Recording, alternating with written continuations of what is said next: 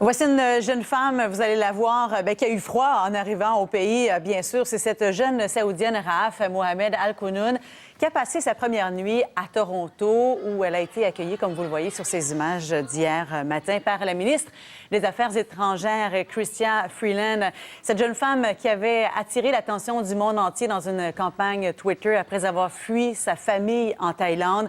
Le Canada lui a accordé l'asile. Pour en parler, je joins Ferry de Kerkhoff, ambassadeur canadien à la retraite et professeur à l'École supérieure d'affaires publiques et internationales à l'Université d'Ottawa. Monsieur de Kerkhoff, bonjour. Bonjour. Tout d'abord, un mot sur la demande d'asile qui a été examinée vraiment à la vitesse grand V. Est-ce que c'est exceptionnel ce qui s'est passé, à votre avis?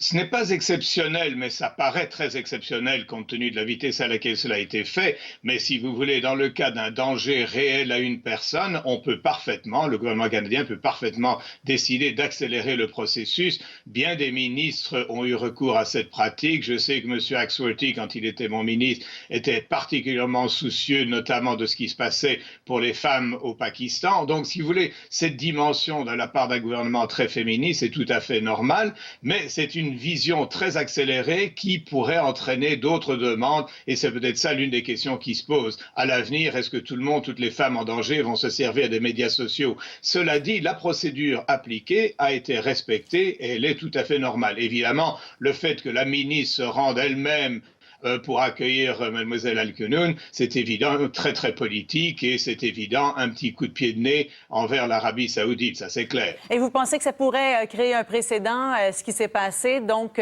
d'autres personnes veuillent utiliser Twitter ou Facebook pour pouvoir fuir une situation quelconque, une situation dangereuse?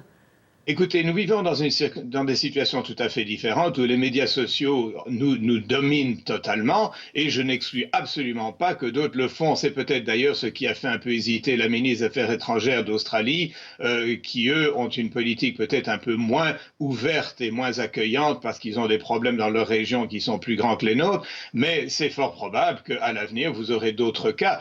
Mais ça ne veut pas dire non plus qu'à l'avenir, le Canada va nécessairement accepter tous les cas comme cela. Ceci est un cas d'exception, un cas de véritable danger, un cas en plus de ça impliquant un pays avec qui nous avons pas mal de problèmes. Donc, autrement dit, il y a toute une espèce de conjoncture qui fait que nous avons agi très rapidement. Mais il n'y a rien d'excessif dans la procédure. Si la procédure existe, elle est là pour ça. Dans un cas de danger, hop, on embarque quelqu'un le plus rapidement possible dans un avion, surtout à la demande du UNHCR. Donc, si vous voulez, tout ça est réglementaire, mais il y a un côté politique indéniable. Et une question quand même préoccupante, c'est sa sécurité maintenant. Elle qui avait reçu des menaces de mort, elle a même dû fermer son compte Twitter pendant un moment. Son père et son frère s'étaient rendus en Thaïlande pour aller tenter d'aller la chercher. Quelle est la responsabilité maintenant du Canada concernant sa protection? Vous remarquez qu'elle est dans une résidence où il y a une sécurité 24 heures sur 24 à l'heure actuelle, précisément en raison de ces inquiétudes que l'on a. Quelles sont les responsabilités? Elles sont les responsabilités d'un gouvernement à l'égard de tous ses citoyens, qu'ils soient immigrants, qu'ils soient réfugiés, qu'ils soient canadiens de longue date. Donc, autrement dit, ça ne change rien, sauf que, effectivement, la police, la gendarmerie royale va s'assurer qu'une protection est assurée pour cette personne jusqu'à ce qu'on ne craigne plus. Mais compte tenu du fait que nous faisons face à un pays qui n'a pas hésité à dépecer un journaliste, vous vous rendez compte qu'il y a une inquiétude. Vous avez aussi le côté de l'apostasie où Mlle Al-Kounoun a dit qu'elle renonçait à l'islam. Est-ce que c'est confirmé? Est-ce qu'elle va le faire? Mais il est évident que dans ce contexte-là, le danger est absolument réel, même si elle est au Canada. On ne sait jamais quel huluberlu, tout à coup, déciderait de faire justice au nom de l'islam, au nom d'un fanatisme, alors que l'islam n'appelle absolument pas ce genre de comportement. Mais vous savez qu'il y a eu des dérives épouvantables. Moi, au Pakistan, je me souviens très bien avoir vécu le cas de cette jeune femme assassinée dans les bureaux de la protectrice des droits de la personne au Pakistan, Asma Jahangir, sur l'ordre de son père et de sa mère. Ça a été fait par le chauffeur. Nous vivons dans un monde de fous et il faut donc prendre des mesures en conséquence. Donc, la sécurité de cette jeune femme, c'est une question réelle et sur laquelle il va falloir continuer à regarder. Je suis certain que les corps policiers feront leur travail comme il faut. Alors, prendre les mesures en conséquence, vous voulez dire qu'il faudrait justement qu'elle ait une protection policière pour au moins son début de vie ici au Canada?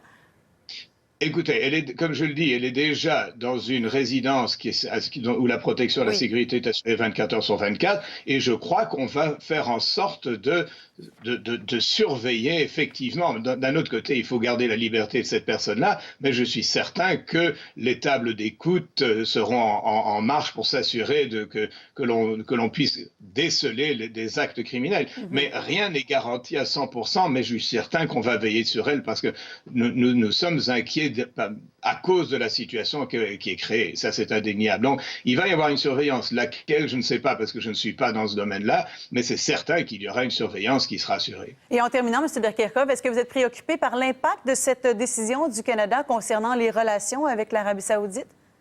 Vous savez, au point où on en était, je crois que les relations étant ce qu'elles sont, la seule chose, j'ai exprimé très souvent mon inquiétude, est-ce que les Saoudiens vont se venger sur M. Badawi à cause de ce que l'on a fait? Est-ce qu'ils sont capables de faire ça? Est-ce qu'on va renouer les coups de fouet?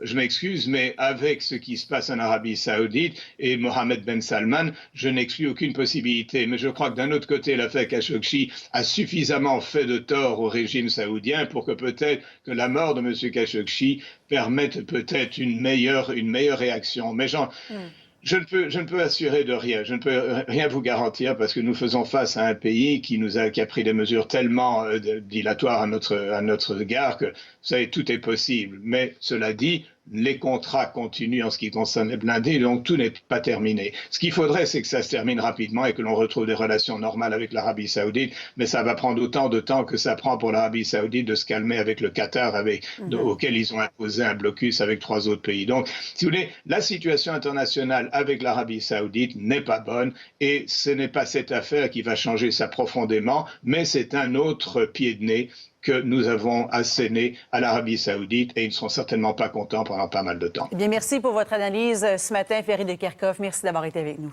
Avec plaisir.